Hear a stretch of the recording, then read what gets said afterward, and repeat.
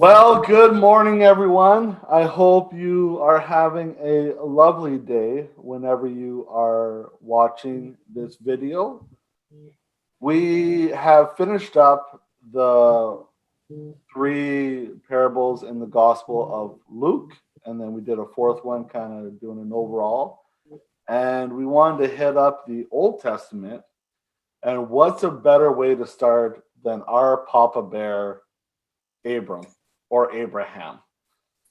So we have decided we're going to hit him a few sessions, talk about some of the things that have happened in his life, and talk about the people around him in his story. And then we'll figure out what to do next. But this week, we have decided to hit Genesis 12, the calling of Abraham, where really the whole story begins to an extent.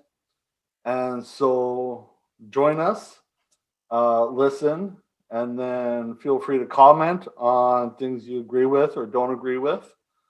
Comment on things you'd like us to talk about or share, and comment and encourage us and tell us we look pretty because all the people in the world need that.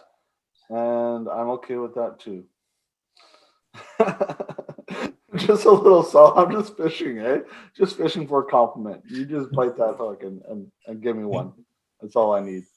So without further ado, we're gonna do what we normally do. We're gonna read this passage, take a minute of silence to think about it, and then the other person's gonna read it, and then we're gonna take a minute to think about it. Then we're gonna comment on some things that have jumped out at us, not necessarily discussing it, but just little things to that kind of pique our interest, and then we will take 20 minutes and discuss it. I'm going to encourage you to try this pattern at home and see if it works out for you. I've started doing it with a Bible study here at St. Andrews, and it's going really well. Okay, so without further ado, shall we begin, Tim? Let's do it. So reading this morning from Genesis 12, verses 1 to 9. Now the Lord said to Abram, "Go from your country and your kindred and your father's house to the land that I will show you. And I will make of you a great nation, and I will bless you and make your name great, so that you will be a blessing. I will bless those who bless you, and him who dishonors you I will curse. And in you all the families of the earth shall be blessed." So Abram went as the Lord had told him, and Lot with him. Abram was 75 years old when he departed from Haran. And Abram took Sarai his wife, and Lot his brother's son, and all their possessions that they had gathered, and the people they had acquired in Haran. And they set out to go to the land of Canaan. When they came to the land of Canaan, Abram passed through the land to the place at Shechem, to the oak of Moreh. At that time the Canaanites were in the land. And the Lord appeared to Abram and said, "To your offspring I will give this land." So he built there an altar to the Lord, who had appeared to him. From there he moved to the hill country on the east of Bethel, and pitched his tent, with Bethel to the west and Ai on the east. And there he built an altar to the Lord and called upon the name of the Lord. And Abram journeyed on, still going towards the Negeb.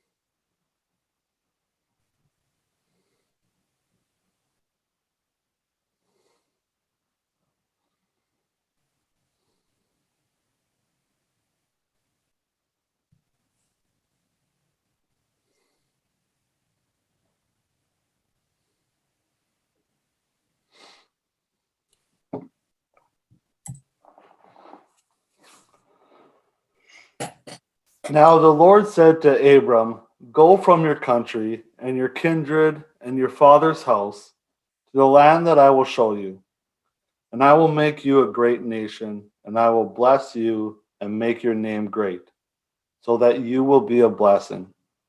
I will bless those who bless you, and I will dishonor you, and him who dishonors you I will curse.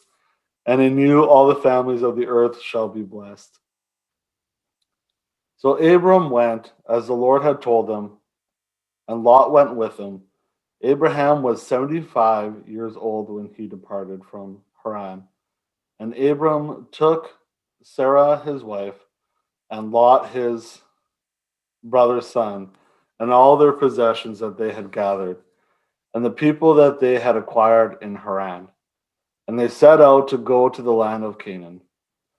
When they came to the land of Canaan, Abram passed through the land to the place at Shechem to the oak of Morith. At that time, the Canaanites were in the land. Then the Lord appeared to Abram and said, "To your offspring I will give this land." So he built there an altar to the Lord who had appeared to him. From there, he moved to the hill country on the east of Bethel and pitched his tent, with Bethel on the west and Ai on the east. And there he built an altar to the Lord and called upon the name of the Lord. When Abram journeyed on, still going toward Negeb.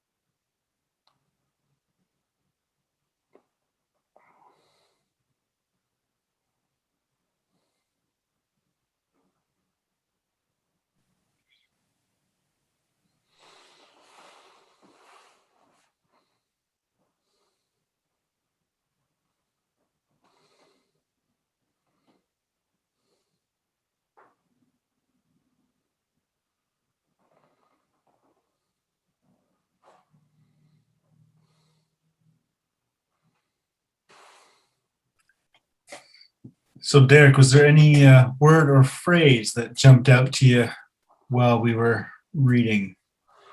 Well, the main one I would say is go from your country and your kindred and your father's house to the land that I will show you, and I will make of you a great nation, and I will bless you and make your name great so that you will be a blessing. So pretty much half of the passage we read was stuck out to me. But there's so much. It's like one verse was like, "Hey, this is a biblical story," in one verse. Cool. Yeah. The ones that hit me on both of our readings was they took their possessions and the people they had acquired.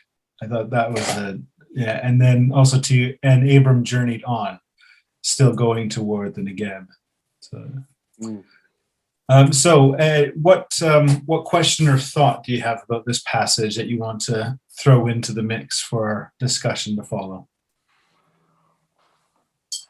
It would be the leaving of the father's house, what that meant, tribalism, the importance and magnitude of that step, and then also the idea of blessing, be blessed to bless. And also the curse, like we don't really talk about the curse that much either. The whoever dishonors you, I will curse as well. Yeah. How about you? I was thinking, that the whole kind of second piece, the end of the second piece here, where it says, here's the land I'm going to give your offspring, and then he builds the altar and then keeps traveling. just like what's going on there? What's going on there? So that's kind of where my mind was. Let me get our 20 minutes here. I'll stop our screen share. feel like I got something in my eye, and so it like keeps like sticking my eyelashes together. So if I do this a lot, I mean, passage is moving, and I may be shedding a tear, but most likely it's a little It's something only, my eye can't go to. it's only moving the one side of your body. I kept thinking of that song, like Father Abraham had many sons, many sons had, while we were spending that 1 minute. I know I should have been reflecting, but I couldn't get out of my head, so I went with it. Yeah, yeah, the people who made children's songs, they knew what they were doing. Yeah, I was listening to a podcast earlier this week, and the person broke out to singing "I am a C, I am a CH," and I was like, Oh, "Oh yeah. my gosh!" Yeah. Excellent. Well, let's hand us off. What are you thinking about that beginning stage? That kind of, you said, being called from the Father's house, tribalism, talking about blessing. Where do you want to start? Well, I don't think we understand the magnitude of leaving his father's house. Like that was, we talk about tribalism, like your tribe was everything to you. It was your source of money, protection, everything, and you did not leave it because that was everything to you. All the gods, your family gods were there and all that. Like today we travel around and we'll move to a different city for a job or do whatever we want. But back then, it doesn't happen. So it was a really big step to leave and leave that protection and to go out. And oh, it just, and like I don't think we hit that. And today there's another sense of tribalism within the church where it's our ideas, our even within the different denominations, like this is what we believe, this is us, you guys are over there, this is us, and that, and even that can have a be a big step to even get away from that, to try something new or be accepting of something maybe you weren't so accepting of before. Even though God may be calling you to that, it's still a big, let's try something different here. And it's, yeah, this whole I and thou, us and them. I am defined by what I am against, or what I am for and what you are not for, and where do we find commonality? Where do we find brotherhood within the church, or humanhood, I guess, whatever it is. And so we stop being so divisive. Like there's other things to put our energy towards instead of arguing and fighting with each other. Yeah. Yeah, I think you're right. And there's something, what's really interesting, I think, about this passage as well, as you say, is like, that kind of tribal family sense was also where you would have understood yourself. And you wouldn't have, you wouldn't have necessarily thought of yourself outside of that context. It would have taken a huge thing to move you outside of that. And what's interesting, obviously, that we don't have here too, is kind of how did his family respond? We've got, and actually maybe, too, from that first point where Abram hears from this person he then attributes to be God and this great calling on his life. How many times did he kind of have that conversation or think that and ignore it, or think to himself, well, that's just my own head kind of playing up with me. I had a fight with my brother. I'm like, oh, I'm getting out of here. Or was that actually, something that he felt right from the beginning? Because we put Abram in this context, and we see that throughout his whole life, is where it feels like, or the story is written, there's like the audible voice or the person of God, and Abram just does whatever it says. But actually, as you say, like one of the things that we miss out in the nuances, and which gives us a really unhealthy, I think, example of what kind of a faithful life is that we forget about Abram's humanity. So what did he go through to say, actually, I'm not turning my back on my family. I'm following this path that I feel called on. And it's not because of anything for myself, but because I'm answering to something bigger than myself, right? Yeah.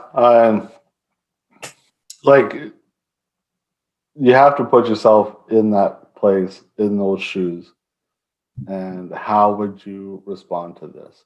There was a professor who came and visited a Bible school. I don't know if you were there at the time, but he was telling us a story that I guess was kind of a story around that time. It didn't make it into the Bible, but it was kind of a tale where Abraham, his family would have the room with all the different gods, and Abram went in and destroyed all of them, and so they were mad at Abram for destroying all the gods. He's like, no, there must have been a fight amongst themselves. Like, I didn't do anything, and they were all arguing, well, they couldn't have because they're just statues. They can't do that. And he's like, well, if they're just statues, why are you worshiping them? And I didn't make it in the Bible. I don't know the validity of that or not, but I I remember that story. Yeah, and then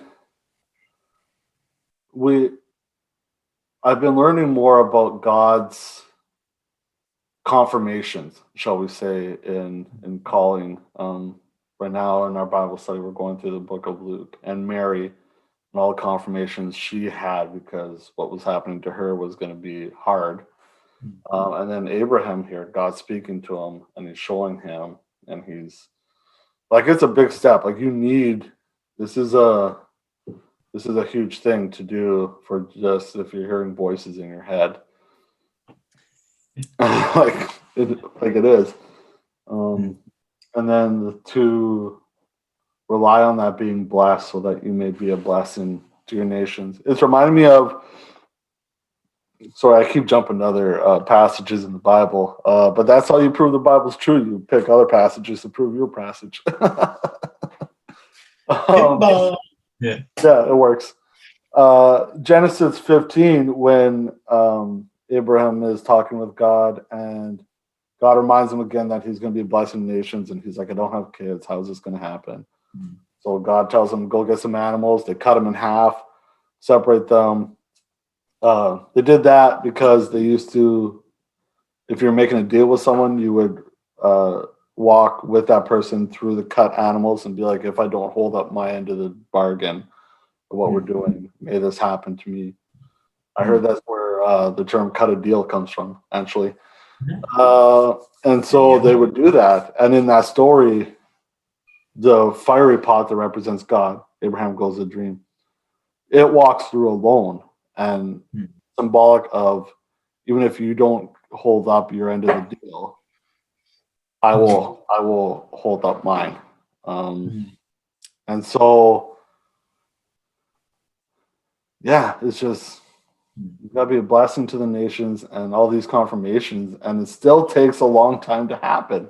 Like, he's an old man, doesn't have any children, and God's telling him this is going to happen, and he's like, but I'm old.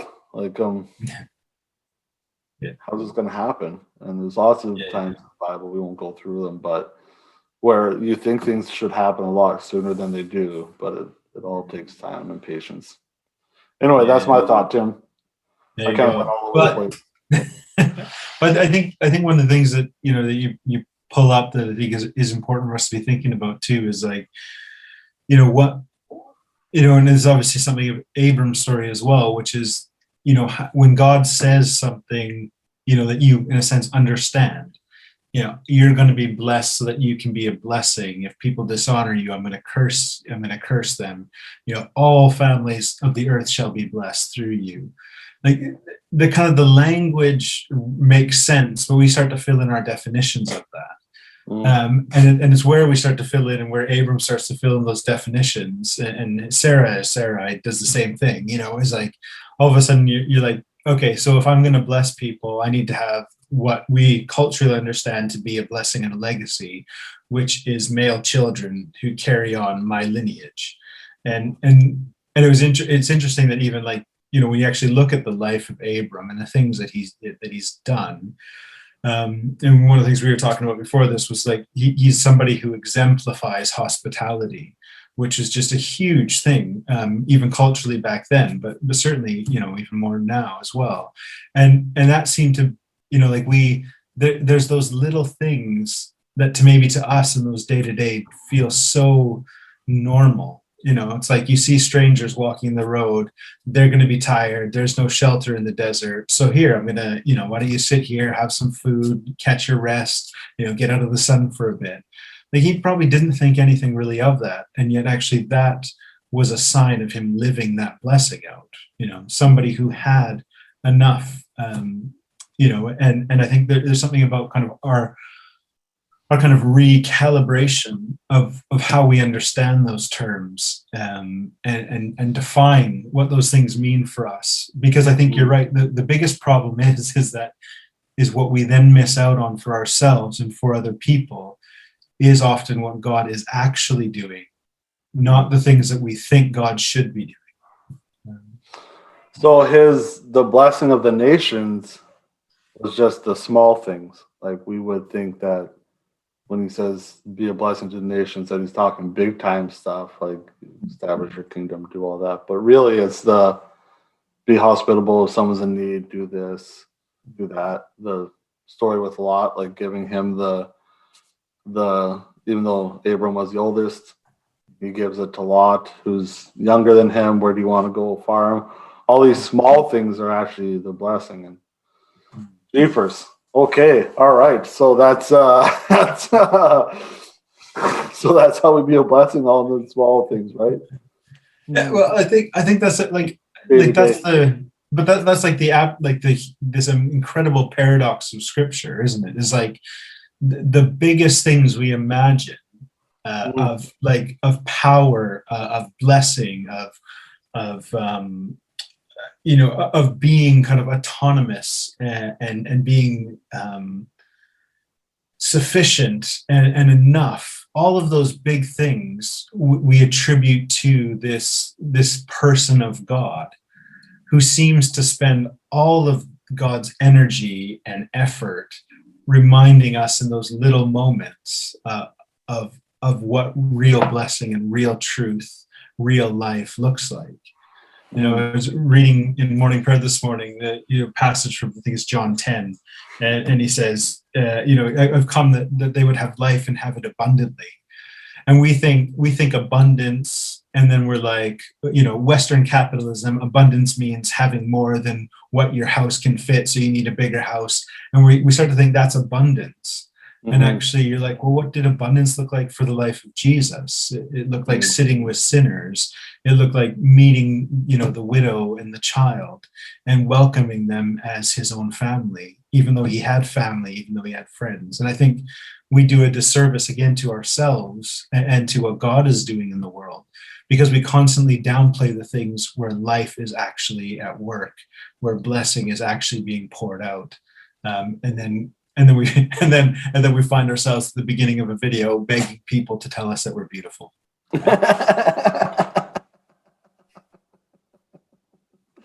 Tell me I'm pretty. Yeah, like when the beginning of this pandemic happened, I did a couple Bible studies and stuff, and I was like, hey, we are believing that if we wear masks, if we wash our hands regularly, if we do all these small things, if enough people do these small things, we will flatten the curve, and then we can open up and stuff. And obviously that didn't happen exactly how we planned, but it's the idea that if enough people do small things, that you get big results, right? That if enough people do, like just washing hands, where big things are going to happen. And so I'm wondering if that reminded me of when you talk about blessing, that if enough people do these small blessing things, then you become a blessing to other nations, right? Like it's not just, it's like, the Lord, if you make me win the lottery, then I'll give all my money away to people and I'll help all these different things, but I can't do it now because I don't have enough money. And you're like, Well, be faithful in the small things, and you'll get the big things, right? What are you doing now with your money? What are you doing now to bless people? What are you doing now to be hospitable, like you say, in your communities, with your neighbors, with those around you, and then Yeah. I like it. And I think like that's one of the, like, I know my own life personally, it's the aspiration for the big things that have become the scapegoat and the loophole for my own inactions, right? Like, so, I look and I'm like, how can I solve world hunger? I don't, maybe if I win the lottery, I could, be that person who injects enough cash to get something exciting going and make a change. And you're like, well, what? Well, if I need to win the lottery to do that, I also just need to get a million people who say that this $1 or this £1 is enough, as you say, to be that kind of, the drops that become the ocean. Yeah. But because my I'm looking at it from a very kind of personal, piety and holiness sense. And I've also set the goal to be so intangible so that when I look at it, I don't have to feel so bad about what I'm not doing. It's like, I didn't buy that homeless person a meal because I'm trying to save up my money to solve world hunger. And you're just like, but if everybody, gave enough, in that, to the homeless person on the corner, that right there is part of world hunger. That right there is part of recognizing that, there's people around who don't have the choice to think about where you're spending your money because they have to spend it in the only place that they can, right? I was on a evangelism group thing, Street Invaders, and we went to where was it? Calgary, and we were working at no, sorry, it was somewhere in BC. I think it was Kelowna or Kamloops. And I was talking with a gentleman, and he wanted to save up all his money because God was calling him to buy some ferrets and start a ferret circus. And then he would be and travel across country. He would become rich, and then he would tithe his money off of the proceeds of this ferret circus that God wanted to make. And I was like, all right, cool. You do you, but yeah, remind me of that. Don't be tithing those ferrets. That's yeah. I think I think tie them all together, set their tails on fire like Samson, and boxes. No, I like that. I like the idea of small things, right? And yeah, like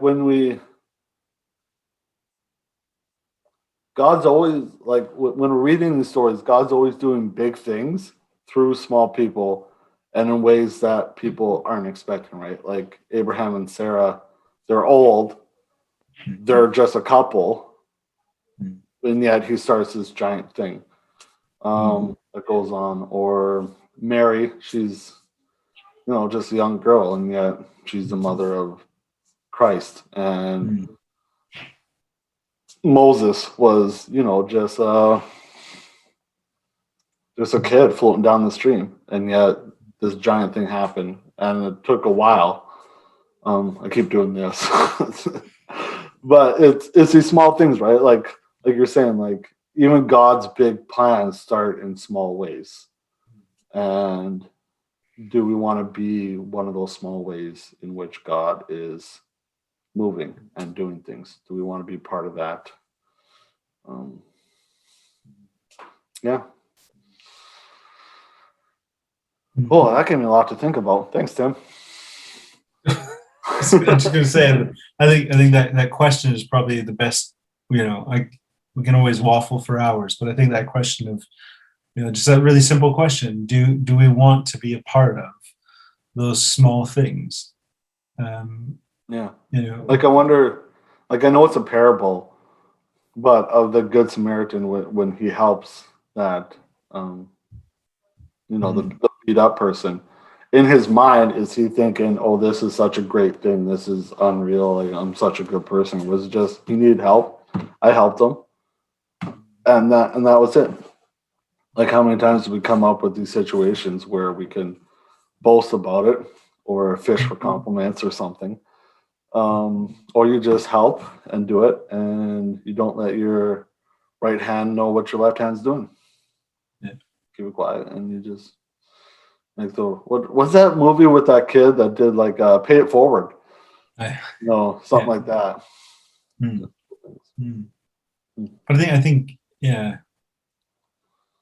I guess that's the question too, right? In which is where, like, I remember when the film Pay It Forward came out, and then that became like a trend, right? Like, Yeah, you know, yeah. it's like, and you're like, the thing that never kind of caught on about that um, was actually kind of, what does that actually mean? Because I think we spend a lot of time where kind of the payoff is, as you say, that kind of initial sense of our own. We always tell people this was always the sell, for youth groups to do work that they didn't want to do, was it'll make you feel like you don't realize how good this is going to be for you and feel for you. And the amount of times I came back from mission trip myself, or heard people come back from mission trip, and one of the first things, or one of the kind of most dominant things people would say was, oh, the people ended up being such a blessing to us. Like we went to these people thinking we were going to give them all this stuff, and found out that they were happier than us. They were more at peace in their life. And then instead of that becoming the thing that ruptured us, to ask those questions about really why, what is it about those little things that they were doing for us that had such an impact when we were trying to do the big thing? It's like, we're going to build you a school, and they're like, here's my last chicken, and we're like, whoa, like, and, Yeah, and you're just like, it's there. yeah. But we don't, like, in the like, I just think it, like, in the Western cultures, like, we don't believe enough in the actual kind of that kind of global sense of humanity, or the human persons, who make up this family, and so everything has to be sold through this individualistic, how's it going to make you feel by sacrificing something. Well, you have the ability to sacrifice, and as you say, like, there's that, Jesus uses the parable of the Good Samaritan against someone who has a lot and has the flexibility to ask these big questions about, what can I do to get into heaven? Whereas, in another chapter, he stops the whole of the synagogue from mocking a woman who gave 2 pennies, because that was literally all she had. That's what I was Right. thinking of. The woman with 2 pennies came to mind. And like those videos that we often see of like people helping the homeless or something like that. And I'm like I appreciate you guys are helping people, and I get that, and I'd rather you help them than not help them. But Yeah. the video, you're getting what you want out of it. You're getting recognition and stuff. And even if your goal is to start a worldwide movement or something, you're still trying to push it too far. Like it's all the small things. You need to get people to do the small things. So yeah. Yeah. Have you heard of the organization Charity Water, by any chance? Charity Water? No. Charity Water. Yeah. So it's a charitable organization whose thing is all about setting up, getting clean water to places in the world that don't have it. Something that simple. But one of the things that the guy who started it, he's got a really fascinating story, and I don't remember his name, so that's always embarrassing. But the whole kind of framework that he built the company on really was that any penny basically that somebody gives towards the water literally goes to the water. Everything else that requires the infrastructure for the company to operate and to be able to do all the legal things that they have to do, all had to be money that he raised externally from that. So when he invites people to like partner in with it, he's inviting people to bring what they can and be able to see that kind of change. And I think there's something really interesting about, he obviously sees that big vision and wants to provide clean water for everybody in the world, basically. Yeah. But recognizes that actually what matters is getting the people who do those small things and committing to those small things, as you've said, that kind of that vision where God says, here's the big picture, what's going on. And so let's start by caring for one another. And so, yeah, our timer's, buzzed off a minute or two ago. But I think that was really the question that really stuck with me, that one that you asked, which I want us to kind of hold in our minds, I think, as we end. It's just like, are we are we going to be people who believe and participate and commit ourselves to those small things? Mm-hmm. Okay. Pray. What? Pray us out, Derek. Pray us out. Okay. Make it small and short, though, because that'll make the big impact. Ooh, Jesus wept. Lord, we thank you for this time we can have together, that we can discuss your word, discuss what you've taught us, what you've shown us, Lord, and learn more about you and each other. Lord, we pray for those that are watching, that they may be blessed, that we would see opportunities, that you would open our eyes to see opportunities to be blessing to those around us, even in the small ways.